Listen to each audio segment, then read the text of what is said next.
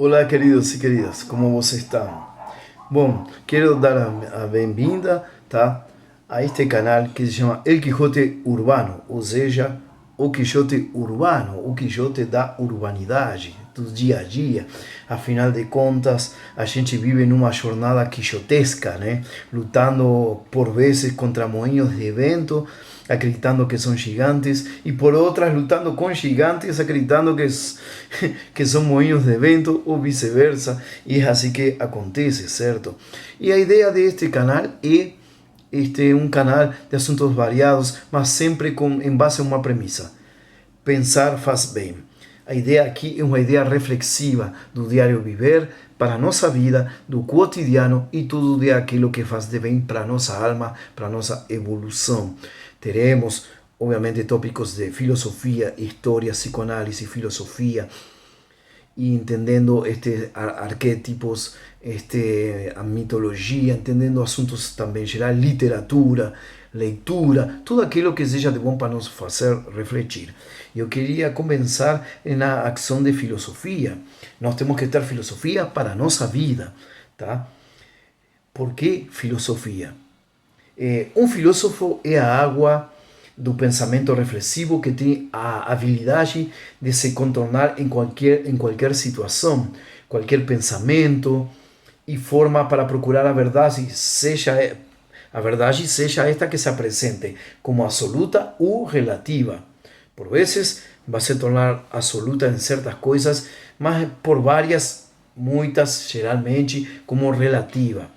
Mas sempre estará em movimento de forma física, quântica, espiritual, metafísica e empírica, se preciso fosse. Assim é a filosofia, e nós temos que filosofar, tá? Mas por que é importante a filosofia? É realmente ela necessária? Bom, isto me lembra uma máxima de Epicuro, que diz: na juventude não devemos hesitar em filosofar, na velhice não devemos deixar de filosofar. Nunca é cedo nem tarde demais para cuidar da própria alma. Quem diz que não é ainda ou já não é mais tempo de filosofar, parecesse ao que diz que não é ainda ou já não é mais tempo de ser feliz. Ou seja, se não tem tempo para filosofar, é o mesmo que dizer você não tem tempo para ser feliz. Jovens ou velhos, devemos sempre filosofar, no último caso, para rejuvenescermos ao contato do bem, pela lembrança dos dias passados, e no primeiro para sermos, embora jovens, tão firmes quanto um ancião diante do futuro. É mister, pois, estudar os meios de adquirir a felicidade quando a temos. Temos tudo quando a não a temos, fazemos tudo por adquiri-la. Quando somos abordados sem consentimento algum pelos fatores que causam preocupações na nossa vida, é aí que entra o espanto, conhecido como taumatzen, né? É a aporia. Ou seja, nos confrontamos com situações que não conseguimos resolver ou não conseguimos explicar, e aí nos dá um espanto, um medo, mas não um medo que afasta, sino que nos vai empurrando. Isso é o taumatzen. Mas também surge aí questionamentos, surge o problema, é o que a gente chama de aporia.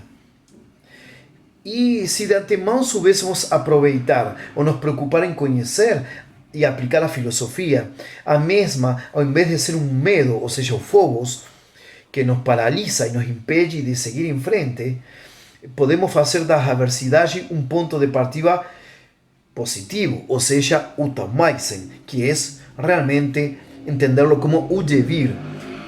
Estas são as palavras também de Platão em Teteto. Realmente é uma reflexiva. E então é por isso que a filosofia cumpre um papel importante nas nossas vidas. Vivemos hoje em um mundo agitado e em uma nova realidade com a pandemia, tá?